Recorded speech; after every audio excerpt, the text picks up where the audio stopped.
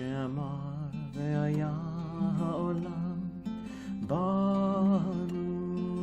הוא. ברוך שאמר והיה העולם ברוך הוא. ברוך חומם ויוסף, ברוך גוזם קיים, ברוך עושה בראשית, ברוך מרחם על הארץ.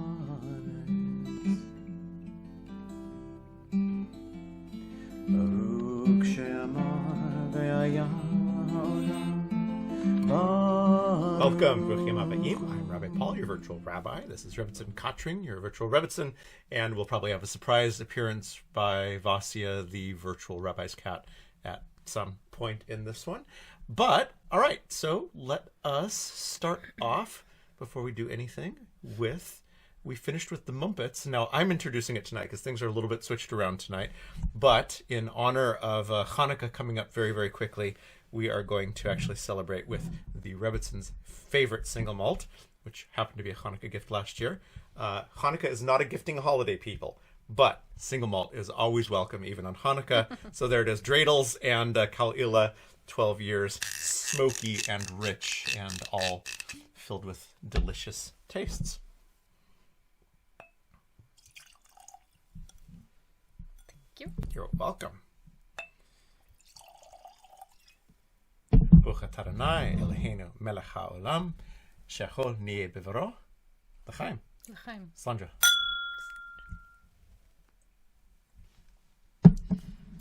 That is pretty spectacular. So we're going to do this a little bit differently today. First of all, we are not streaming. This is the first time and hopefully the only time that we are going to record and then upload. Because we were working out streaming issues to try to take care of the little hiccups and bumps that have been there and hopefully solidify that out and be able to then push the audio out onto Spotify like we've been wanting to do. So we are going to upload this. It'll be back to normal live next time. But a couple slight differences. First of all, I wanted to read another passage from the book that I'm working on, Gateways into Judaism, Volume 1, because one of the things that I talked about in the last video was Matan Torah being, the literal Matan Torah being one of the things that defines orthodoxy, the acceptance of a literal Matan Torah, whereas conservative and reform, liberal, progressive Judaism would generally look at the receiving of Torah or Mount Sinai as something metaphorical or allegorical or mystical. And I just wanted to bring that, how could that possibly be? Because I hear this whenever I talk with Orthodox rabbis. This is the accusation that's labeled that is sometimes meant you're not authentic, but sometimes it's just a head scratcher. How could you possibly even think of following any mitzvot whatsoever if you don't believe in Sinai? And so the introduction of the book actually deals with this. So I just thought that I would read the first page and a half before we got on with the rest of the podcast. And so this is the prologue, the very introduction of the book. So again, if you like it, then hopefully pre-orders in the next couple months and publication sometime in Q1. Due to a room renovation, some of the writing is... I'll put pictures on Facebook at some point, I promise. So, all right, this is the prologue to Gateways into Judaism, Volume 1. Is there such thing as divine intervention? The central theological divide between Orthodox Judaism and non-Orthodox Judaism is this very question. Quote, the reason that I cannot accept Reform Judaism is that Reform Jews do not accept Matan Torah. Translation, Reform Jews do not accept the literal giving of Torah by a literal God on a literal mountain in a literal story at a literal time. I've been on the receiving end of this discussion enough times to have my answer down pat. My quote, I completely accept Matan Torah. I'm deadly serious about it. There is no Judaism without revelation. I simply disagree on the nature of Matan Torah. Our sages teach that every verse of Torah has 4 interpretations and each word 70 meanings. Each verse in the Torah can be interpreted based on the clear meaning of the words, their symbolic meaning, their useful interpretive meaning, and the mystical underlying wordless structure that binds them all together and points us to the universal unknowable unity of the eternal. So, why are these verses describing Matan Torah the exception? Why do I get to see the Garden of Eden as a metaphor for the psychological development of all humankind, then enjoy friendly arguments with my Orthodox brothers and sisters, yet Matan Torah must be literal? There is a midrash that speaks of all Jews that ever were or ever would be being present at the revelation at Sinai. It's a lovely story, but if taken as a guide to understanding the nature of Matan Torah, it becomes theologically critical. How is it that all Jews that ever were and ever would be could be present at the giving and receiving of Torah? If the giving and the receiving of Torah is something that is an ongoing process, there is no contradiction. Sinai is the external symbol that hints at a greater truth. The narrative of Sinai introduces the idea of a moment in history where the Hebrew people, along with the multitudes of others that had joined them in their flight from Pharaoh, stood together to accept the Torah that was about to be given and thus become Jews. But as a narrative instead of history, Sinai allows us to encapsulate something more nebulous than divine intervention, divine inspiration. So I think that as people look through the various videos that we put out here, I hope that that line, that I might not take Sinai literally, but I'm deadly serious about it, nor should we be expected to take anything purely literally. You know, that it's worth asking the question of what is the literal truth behind that. And that's a wonderful discussion. We can bring in whatever we want. But, you know, this idea that Reformed Jews do not believe in Matan Torah, what an awful word. What does that mean? But it's like when someone asks me, do you believe in God? I'm like, okay, define your terms. Define what believe means to you and define what God means to you. Because if you're asking me, do I believe in a bearded dude on the Sistine Chapel instead of the gap of nothingness in between the bearded dude and Adam, no, I don't believe in that whatsoever in any way, shape, or form. So what you're actually probably just asking me is, do I believe as you do?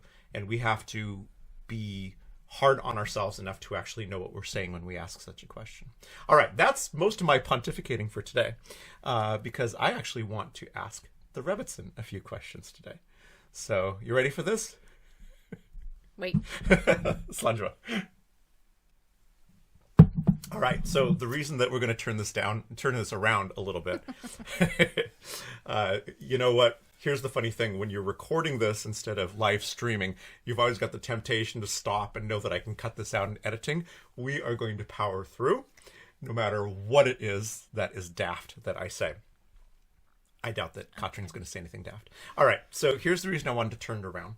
There were a couple very deliberately left open problematic questions in my last video, and I did that very much on purpose, hoping that I would get the reaction. And I think that part of what it is right now is people are just getting used to still these posts. The circle of BeitVirtuali is still pretty much a circle of people that I know. We're slowly getting more people who I've never heard of before joining the channel, which is really cool. I'm sure that I'll have my first dislike at some point, and then that will really feel like a caesura, complete new event. Please don't take that as the reason to do it right now. Like the video and subscribe. All right. But I left a couple things that I hope that some people thought of. And the first one is I was trying to make the case that we as Jews should allow ourselves to experience different aspects of Judaism, different streams of Judaism, and that there's something we can get out of it. Even if it makes us uncomfortable, it's going to expand us in some way. Anyway, watch the video to see what I'm saying. But I was hoping that someone would say, that's really easy for you to say that you can go to an Orthodox synagogue because you are a guy, and the agency that you have is different. And I think that I can argue about that a little bit, and depending on what, I don't know what Katrine's going to say, to be honest with you, but depending on what Katrine says, we'll see if I want to riff on that one a little bit. But here's the thing. Katrine and I have been to Reform, Liberal, American and European, non-Orthodox, Progressive, World Union synagogues together. We've been to conservative synagogues together, multiple, and we've been to Orthodox synagogues together.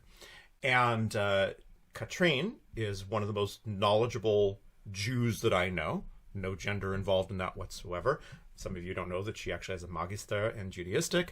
Magister is German, usually equivalent of a master's, but it's not. It's a degree that doesn't really exist anymore, but it's halfway between a master's and a PhD. She wrote her master's or Magister thesis on Beruria, who's the only named female sage in the Talmud that has halakhic rulings to her name. Did some, I think, groundbreaking work that just look for books in the future from the two of us, and something might come out of that. And she also is one of the more gifted Baal Koreh that I know, someone who reads from Torah very well, very beautifully, using an old German trope. And her Hebrew is much better than mine, which is always a wonderful, humbling sort of thing. And so, not asking Katrin to represent all women, because she can only represent herself, obviously, but my question for her then is, how do you experience when we go to an Orthodox synagogue and you don't necessarily have that agency then that you would in a conservative or reform? How do you get something out of it? Do you get anything out of it? Or am I just a male and therefore I don't understand what other possibilities are? So I want to ask that question because there might be people who have no idea how to get something out of that, or just see it as insulting that it's non-egalitarian. And I really want your take on that.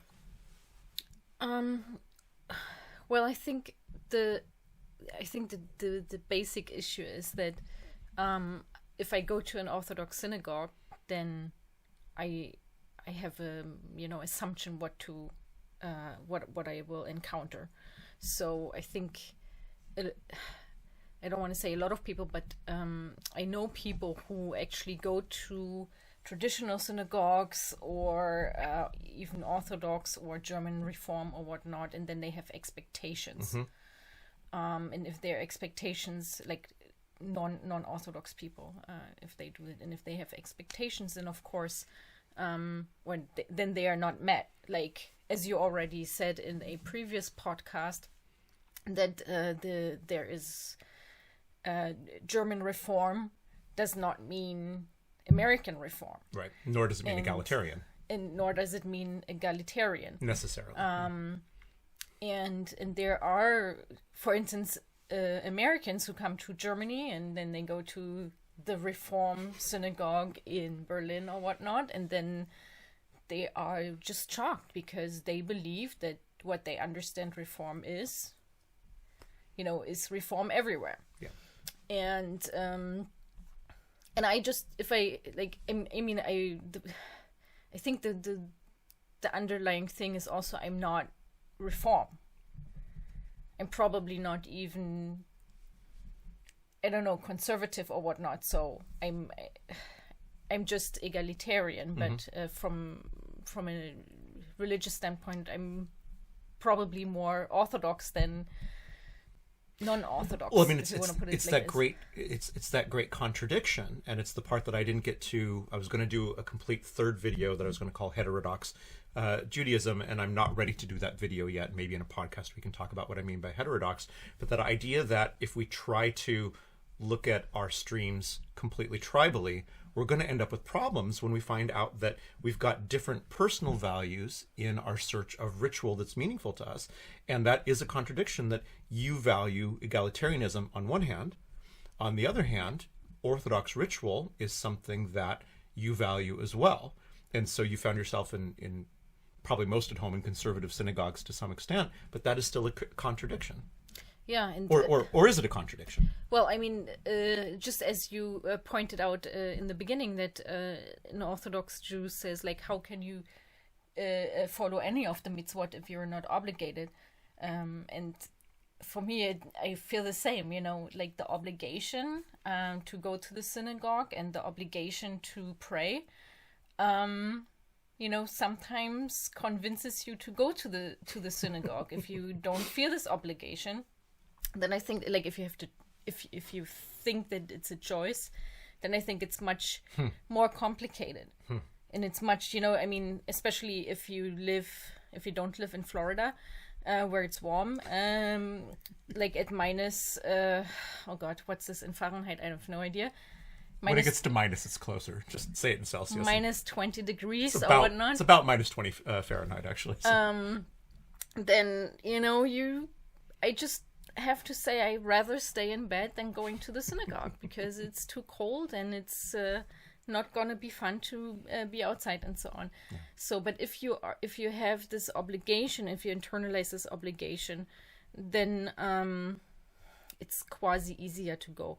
On the other hand, I have to say that I I had the most horrible experience in a Reform shul, and I had the most horrible experience in an Orthodox shul, and I had the greatest experience in an Orthodox synagogue, and probably because of you in a Reform synagogue, the greatest experience. So it's not like black and white. But I stepped into the synagogue.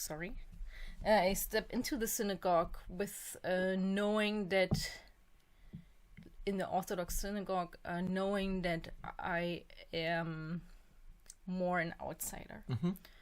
And it's difficult. It's I think the most difficult is if women have to sit on a balcony, and you have in addition to this like a railing in front of it, or even like a fence on top or whatnot. For instance, when I went to an Orthodox synagogue, I was really alienated because I was sitting with the women behind a fence, and the men had fun, and the women just sat there and stared and looked and watched the men having fun. And I found this really odd. At the same time, and now we come to the best Orthodox experience, at the same time I went to an Orthodox synagogue in Tzvat, and there was not just a fence. Like, women had their own floor, and there was, in the middle of the synagogue, there was a hole plus a fence, and we could look through the fence into the first floor and see the men downstairs. But the women were all together, and it were like, I don't know, 100 men and 100 women.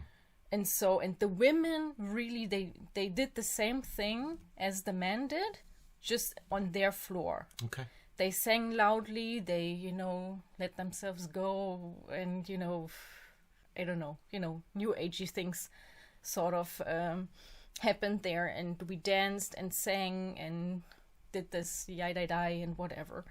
And so that was a really great experience. So I think it's not just about Orthodox and being a part of a minyan, but it's what women do with it, I think. Well, I mean, and I'm kind of glad that we came here, because one of the things I know that my last video was pretty long, and there was about 20 minutes of material that I cut out. But one of the things that I wanted to talk about a little bit that I think you're kind of touching is that logical fallacy of within tribalism, that the way that my tribe does it is simply better. And when we start paying more close attention, I think that what we can see is oftentimes it's less about the stream and more about the nature and the spirit of the synagogue itself, because I have had in Reform synagogues, as you said, truly mind-blowing experiences. And I've had, there's a few places when I last took a congregation to Israel, there were various different synagogues that we went to, but there was one that was very important that I took the community to, partially so they could understand what I was trying to do on Friday evenings, partially so they could just experience that. And that was Kol Isha in Mokshva Germanit, Rabbi Levi Kelman's synagogue. And every time I go there, I'm going to start crying now, because it's a home to me, and it is beautiful, and the people in it just have always, to me, been welcoming. It was one of the communities that welcomed me so profoundly.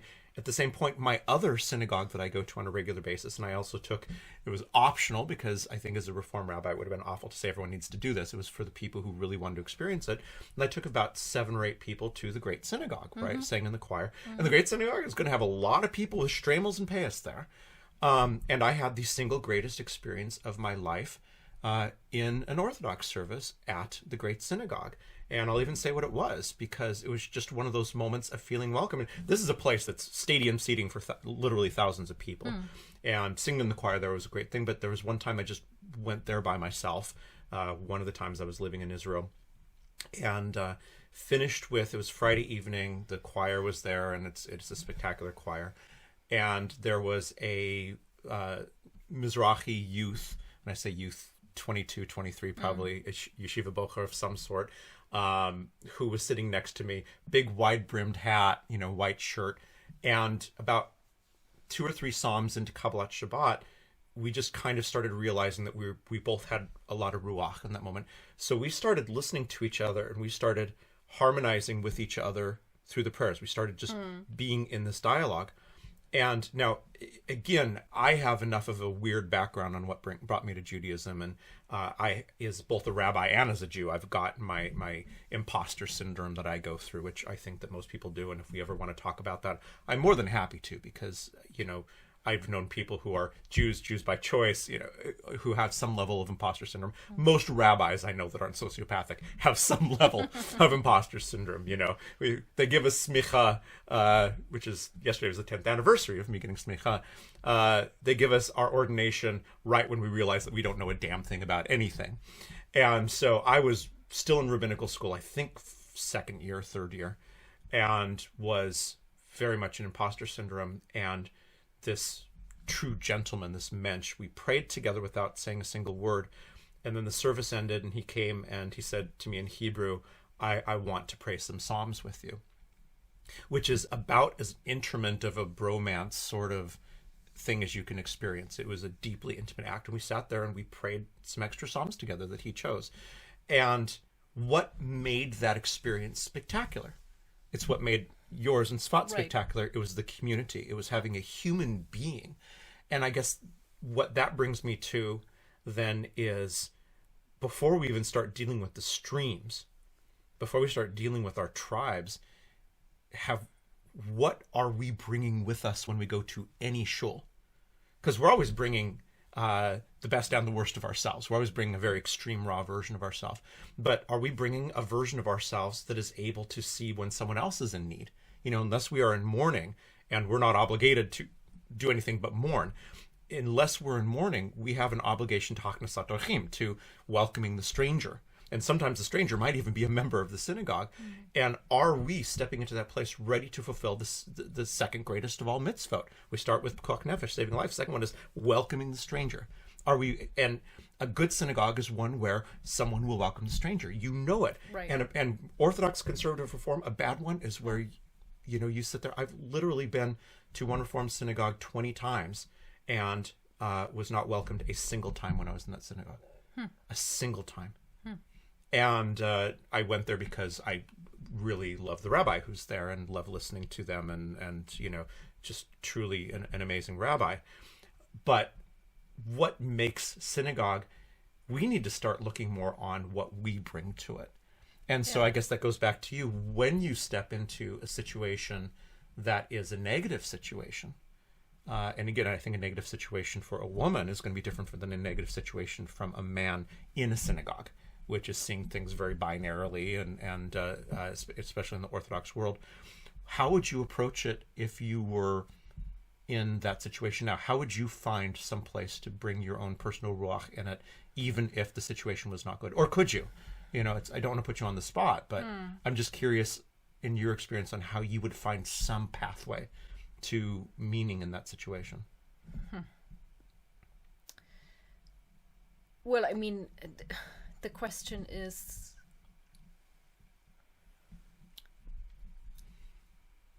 it just like I step into it and I don't feel welcome? Well, or, you know, I mean, I'm deliberately being vague because I'm not even sure.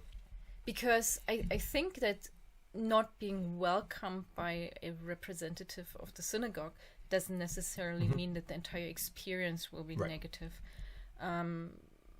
Because then, again, it's about the ruach. It's about like what the people, like who are the congregants and what do they do? Right. Do you have a great Schlachtzibur or cantor or whatnot, or just the kahal, the congregation that you know becomes one and lifts up the prayer or whatnot. I think that's then the question. And I also went to a synagogue, several synagogues or whatnot, where I did not feel welcome. And then also the service was not welcoming. And then you can't really do anything, I think. What do you think makes a service not welcoming? I mean, I've got strong opinions on what that is, but I'm curious. Well, I mean, to some extent, I think what you already pointed out is if you go to a non-egalitarian service and you are seated there as a woman, and then, like, I don't know how to say it that it's, neutral enough. For instance, like, there are, let's say, men who sing, they can't sing, but you feel like you're not allowed to sing as a woman. Let's hit that. Let's actually jump into this, because this actually crosses over a little bit into Katrine's academic area. I know, because I've actually read her Magister Arbeit, her master's thesis. And one of the things that I think that is most misunderstood among some Orthodox, certainly not all, in any way, shape, or form, and this is absolutely shifting with ideas like partnership minyanim and open Orthodoxy and that sort of thing. Certainly, if you go to a place like Shira Chadasha in Jerusalem, which is one of the initiatives of Leah Hartman, a group where women lead a lot of the services. Basically, anything that is before the Baruch Hu or after the Amidah is usually led by women. And there's a mechitza there, there's a dividing, but the women are singing just as loud as the men. It's a spectacular experience. Truly, truly spectacular experience. But there are other shuls where I have seen women shushed. As a matter of fact, when I started working in a shul once, I saw women shushed, and that stopped as quickly as possible, and I put my foot down on that one. But that actually comes from something that is quoted quite a bit, and that's Kol Isha. And maybe you can quote the entire verse there, but the voice of a woman, and the way that usually comes out is the voice of a woman brings about sexual thoughts in a man. And that is something that I have heard multiple times. Women used against women in certain Orthodox synagogues. And listen, I know that there are people who come from multiple backgrounds who watch this. And so right now, if you're getting really uncomfortable with what I'm saying, there is a halakhic history that has changed over time. And so let's get it out there, because if this is why anyone who ever in the future listens to this podcast thinks that, yeah, I love my shul because I don't hear a woman's voice and that's justified by halakha, I think it's time that we actually throw that on the table in the same way last week we talked about there's nothing that can make a Torah scroll unpure. So if you're talking about a woman can't read from the Torah because she might be menstruating, that's BS profoundly, not in halakha whatsoever. Very specifically, a woman can read from Torah according to Masechet Megillot. Anyway, so can you riff a little bit on Kol Isha, the voice of a woman, where that comes from, what it actually means? Well, Kol Isha Erva is the quote. Sorry, I'm distracted by the cat. And it means that that the voice of a woman is or leads is means nakedness. Yeah. And but it's connected to something completely different. Yeah. It's connected to saying the Shema. Yeah. And there's a discussion in the Talmud about when you can or can't say the Shema, and so it's connected to that and not to a woman singing or a woman speaking. Yeah. Yeah, and I think that this is the point that I think that this podcast really needs to be about, is anytime we find ourselves up against a third rail, that we find ourselves talking about something and we're like, well, that's wrong, you can't do that, any of those sorts of things. Those are the questions that I really wish that people would throw out there, because this is profound misunderstanding. And this discussion in the Talmud, yeah, it's a discussion that is simply that. And it's actually, when, if I'm not mistaken, I did not read that before, that passage before the podcast today. If I'm not mistaken, it's a series of nearly sarcastic events, because it's a discussion on the fact that when you say the Shema, you have to say it with your fullness. That's the one prayer that we are required to say with intentionality and according to halakha. If you realize you said the Shema without intentionality. It's the one that we actually have to go back and repeat. The others, it's kind of Shamne Begadnu. We recognize that we make mistakes. We've missed the mark. That was a chet. Our mind wandered. But our mind can't wander in Shema. We have to actually have full focus on that. And then the discussion is, well, what can bring your focus away from that? And again, I haven't read this one in a couple of years, so anyone who wants to find the daf and read through it. And so someone says, well, this aspect of nakedness can do that. And then there's a whole series of people saying, well, this is nakedness too. This is nakedness too. And they're mentioning like finger of a woman, that sort of thing. And it's sarcastic. Yeah. And then finally a rabbi comes out and says, well, the voice of a woman is also nakedness. And that, for whatever reason, is then stuck and quoted. It's not a point of halacha. It was maybe I think it was like a Nudnik who actually came in and didn't understand the sarcasm of the entire discussion, who then throws this out, and then this becomes an excuse for, honestly, I think we're pressing. Yeah, this is like always the interesting thing that, I guess also in other regards, but with women, it's oftentimes that, the Talmud is full with discussions, and with women, then it's always like the one who throws out the most extreme thing the most daft is then quoted, and then this is carried on, and this is then the only thing that people remember. Yeah.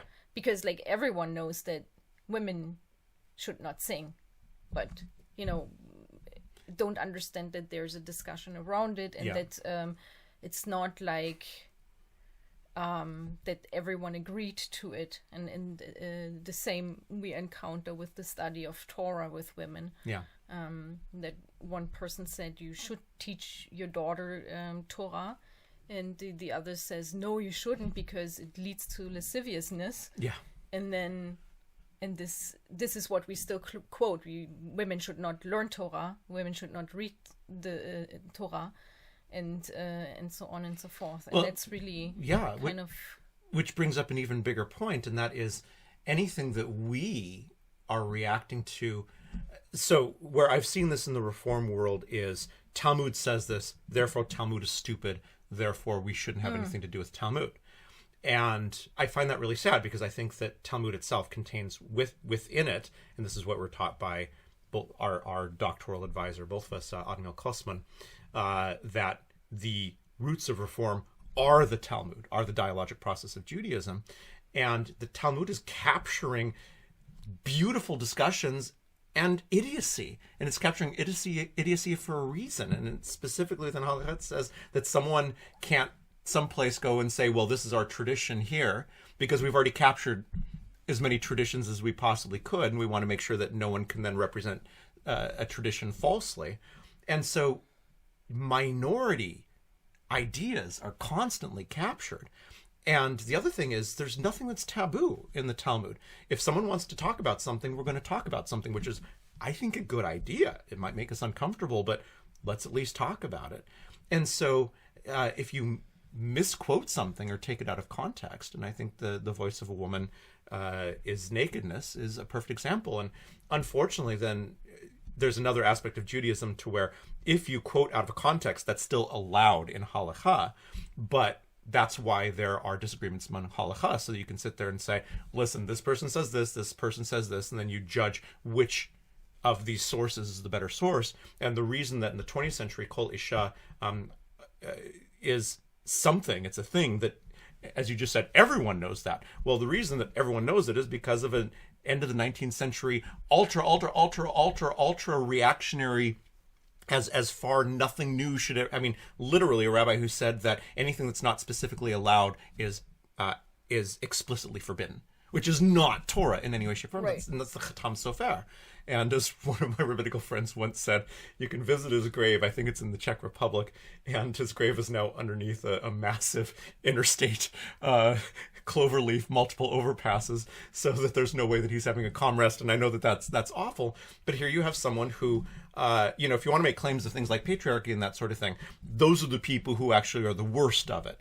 As there have been times of absolute oppression that then, thank goodness, Reform Conservative balanced, and even within Orthodoxy now, there's movement towards, there's women who are laying tefillin, there's, again, a partnership minyanim and that sort of thing.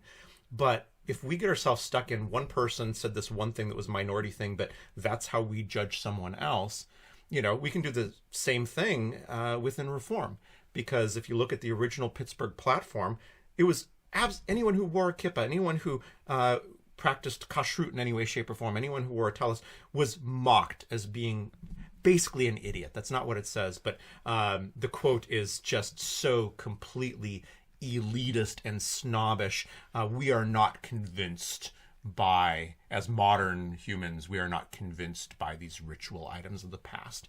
And the pendulum is absolutely swung to a different direction of, people wearing tlason and understanding that that's a powerful sort of expression. So you can take from any movement stupid things that were said and understand that part of halakha is that we talk about it over time.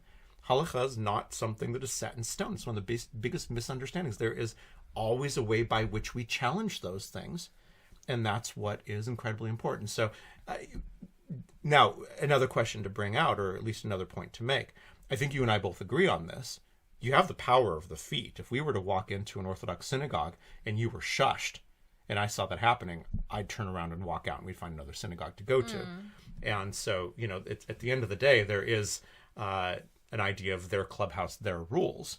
And I think it'd be completely inappropriate, as we know has happened in synagogues in this country, of someone disagreeing with separate seating and coming in and shouting in the middle of the service that this is oppression, that sort of thing. It's like, no, go to a different synagogue. That's creating that sort of of disunity in that moment without necessarily the information of why that synagogue was as it was, which has a powerful history. But, other than that, what would be your red line in, we hadn't even thought of going this direction, but it doesn't matter, Reform, Conservative, Orthodox, what would be your red line where if this happened to you, you'd turn around and say, I don't need this, and walk out? If we did, I'd hope we do it politely and not make a big stink about it. But what would cause you to stand up and say, I don't need this? Or would you? I think, in the past, I definitely didn't. I think I wouldn't do it. Okay. It's the value of Haknasat Orchim. It's accepting hospitality. As you said, it's like minhag hamakom, and I cannot. I can, like, with friends afterwards discuss why things are like this, or with congregants discuss why is it like this, and that I don't understand it, and what the reasoning is for how they do things. Yeah. But I think in the moment it's I'm stepping in as a guest, and minhag hamakom. I'm not allowed to change. If I would be personally attacked or whatnot, I would probably go. But But I'm not sure if I was ever shushed, but I remember I was in a synagogue and I felt like I have to sing quietly because I'm not allowed to sing, and it was unpleasant. And I also encountered a lot of things that I found really disturbing, but I never left a synagogue. I always just walked away and said, like, okay, that was an experience and I'm not going to come back. I think there's a powerful discussion to be had with learning from difficult things and processing them, and not necessarily seeing as it was against me, but it was, the manifestation of the synagogue. I've definitely seen synagogues that were pathological in multiple countries, and I find that very sad. We'd like to believe we bring the best to our synagogues, and oftentimes we do bring the worst, and maybe that's a podcast for the future of why is that. There's some legitimate psychology. I don't know. As I ask that question, I fall pretty high on the agreeable scale generally in psychology. So I've also never... Have I ever walked? No, that's actually not true. I did one time. I was sitting in the back so no one saw. I didn't make a stink. But I was one time in a synagogue that... and it was actually an Orthodox synagogue. Oh, twice. Once in Orthodox, once in Reform. And both times in the back, both times as a guest. And the one time that it was in the Orthodox, it was actually just instinct. And this was in Jerusalem, actually. It was a synagogue that someone said I really need to go to. And it was just an atmosphere of such profound negativity that I just felt compelled to leave. But no one knew me. I was in the back. I used to synagogue hop all the time when I was there for yeshiva during the summer. And the other time in Reform, no one knew that I was a rabbi. Again, I was sitting in the back. And I don't remember exactly the situation, but someone got up and started talking and said something that was just utterly and completely objectively false. It was and I don't remember exactly what it was, but I just thought, I don't need to do this. And I don't know if I was right on that. I don't know if because I don't remember if it was a non-rabbinical or cantorial shlach tzibur or a student or rabbi. I don't remember when this was. I think this was when I was traveling as a consultant, so it was even before rabbinical school. But I guess there is that point where I'll trust my instincts on whether I should be there or not. But that's about it. I have one time been in an Orthodox minyan where I was co-leading a minyan with an Orthodox rabbi, and I actually sat down one-on-one and had some hard words with the person. I'm trying to be very neutral on this one. This could have been any time in the last 20 years, because there was something that was done that was very much against halakha and was a type of public shaming, and I actually had that conversation. So I think that there are, we've talked about rebuke, and there's a video on the channel about when one can rebuke and when one can't. But I mean, this entire question of how do we make a synagogue experience meaningful, I think what you've said tonight is already one of the most beautiful things, and that's, well, if it's difficult, then I'm going to talk about it with my friends afterwards and make it meaningful through analyzing it, which is pretty powerful in and of itself. So, wow.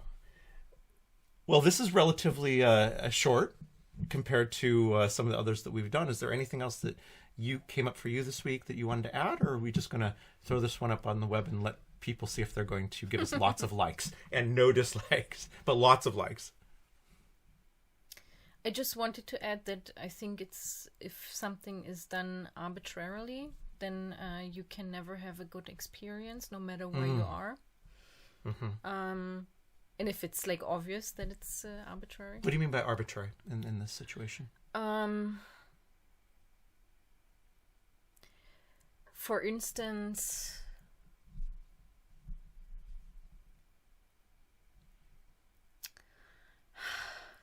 if I say things, then Yeah. So we work. The Jewish world is a small world, Yeah, and we work really hard to try to discuss things from a side that does not force taking sides. So yeah. What I just mean is that if you step into any synagogue, I think, and there's something. For instance, when it's a positive example, so I can tell this example. When I went, not for the first time, but after a long time, to a synagogue, and it was really, in Germany, it's like much more difficult to go into a synagogue. You have like security, you have like... It's usually, for people who don't know, it's 2 levels of security. Kind of airport-like security, and it's really stressful, I think. And if you are... Shomer Shabbos and so on, it's like your life is hell if you go to a synagogue, I think. Anyway, but so I was really stressed to just go to synagogue, but I wanted to go, and then I just went there, and was like, didn't have like a good ruach. How do you say ruach in English? There was the spirit there, but spirit is so... I know it's awful. Ruach is the best word. Like I was really unbalanced, and I was stressed, and I was nervous, and probably vibrated negative energy or whatnot, but or at least unsettled energy. And then I was in this room and there was a person that I didn't know at this time, and they were just like there in the moment, totally enjoying themselves, absolutely balanced, was in the right place at the right time, and all this, and this person just, sang and enjoyed themselves and was happy and had like this Shabbat spirit, and I just stepped out of the synagogue. It was Kabbalat Shabbat, like 45 minutes or an hour later, and I thought like, it was so good to come. And Nice. and I think this is really what it's all about, and it has really nothing to do with what stream it is, and if you are counted or not counted.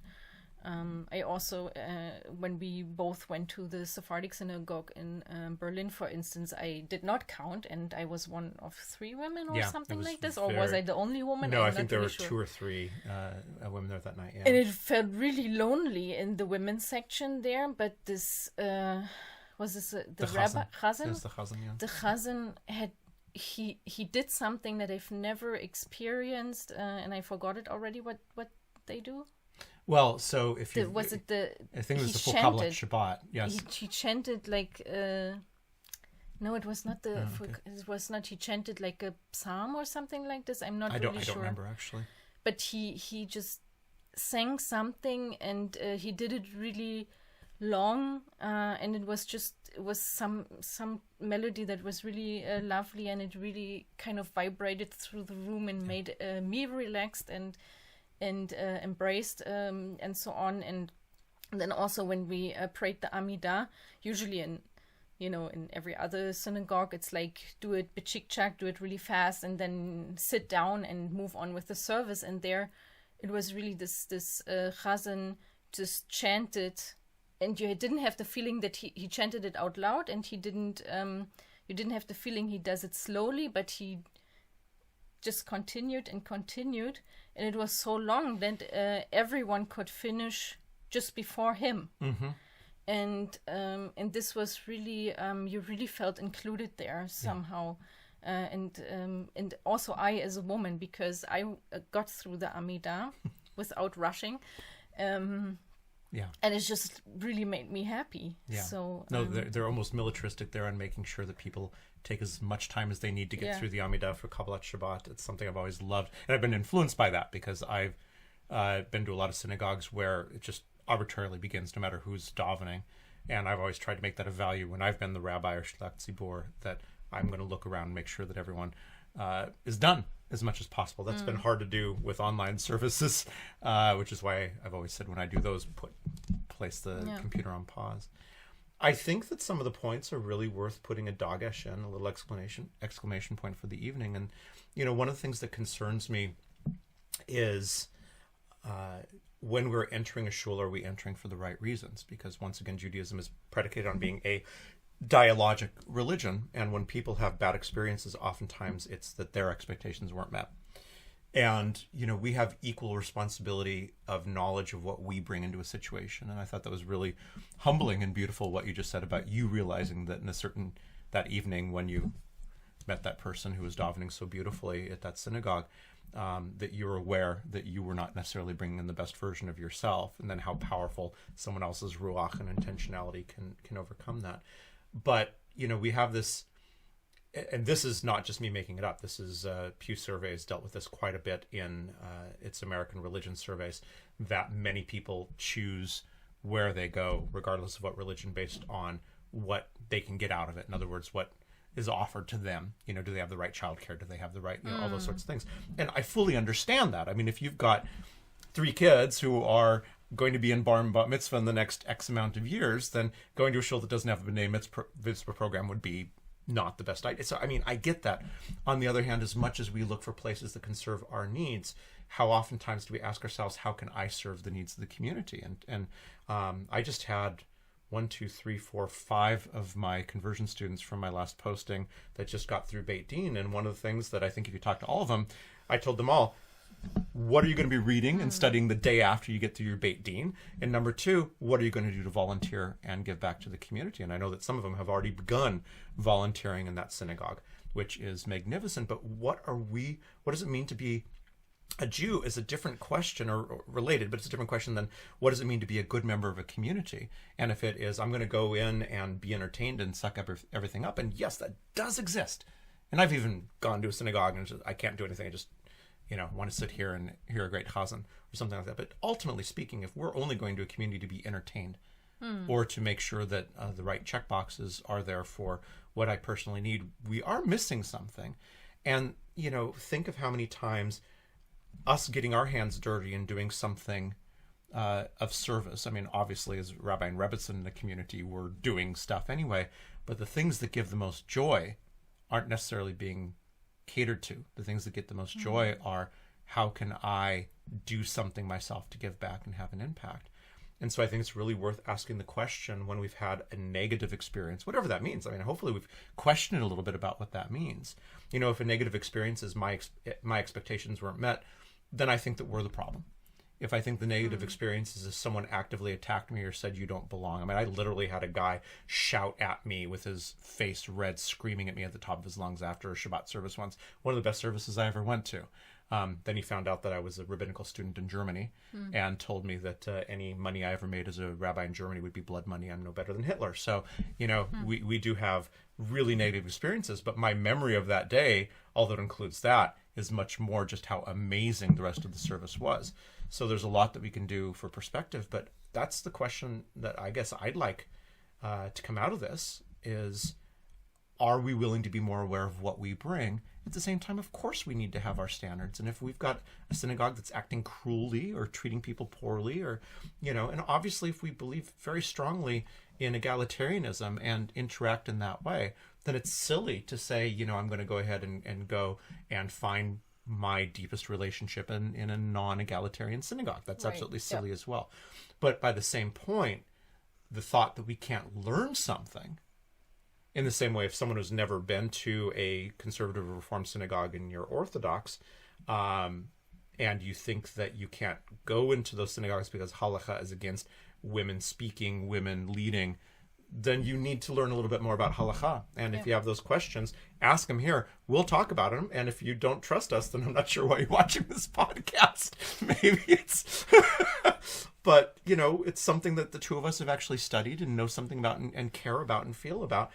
But anytime that we, again, create this tribal black and white, that's where we're going to get into trouble. There is absolutely something we can all learn from streams that we feel less comfortable about. And there are streams that I'm less comfortable with.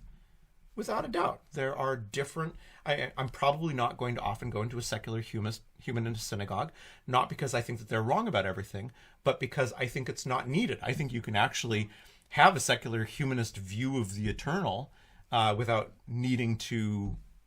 I think that we can define God even within normative Judaism much more broadly, and I think it's missing the point. So, I've got my absolute issues, and if you're involved in secular humanist Judaism, let's do a podcast and let's talk and let's debate that. If I say something that's inflammatory and you take offense, then let's actually be in dialogue about that. But I've got my points, and I'm probably not going to go, especially with you, to many synagogues where the women are in a balcony with a grating that they have to peek, through. But when we go to Israel next, I want us to go to Shir Chadashah together for you to experience that, because I know that you haven't been there. But I'd also like to take you to the Ades Aleppo synagogue, but that has a balcony and it's not easy. But the music is one of two places on the face of this planet with the old Syria traditions, as that community is now completely gone other than those two places. And then it's the aesthetic thing that we're getting at it. So I don't know. I think that this is maybe the last point that we make out of a series of let's not be tribal until we get there again. I want the BeitVirtuali community because, I'm associated with various different non-Orthodox rabbinical associations. At the same point, I'm a Jew first. And if we can't get to the point where we're willing to say we're a Jew first, then all we're doing is raising flags. And I mean, can anyone really make the argument that that's the better way for the world to go right now? Is hunkering down, and I only talk with people who believe exactly as I do, because I see it every day. Anyway, I think that's it. I think we go ahead and let this one go. So here's the thing for you. We need comments and questions, and if I said something that offended you, I really want to hear about that. But again, what we talk about is based on your comments and questions. Those of you who have sent us comments and questions, we are eternally and consistently grateful for you. And for those of you who answer them on YouTube, I think I am still at the point where I answer every single comment on the YouTube videos, which for those of you who've had me as your congregational rabbi, I know I was never that good at getting back to you at that point. So maybe YouTube is helping me to be my best self. That can't possibly be true. No. Like this video, subscribe to the channel. Of course, go to Patreon if you want to support the channel, which just gained another member this week. And we're slowly growing, and we've got a new adult education in January on who, why, and what were the prophets. And I promise you it will be a different way of looking at the prophets than you've ever looked at before. And it's not just going to be all about how King Saul was a prophet who loved ripping his clothes off. It's going to be more about that. But we'll probably talk about King Saul as well. All right. Thank you, everyone, for being a part of BeitVirtuali. We'll see you next time.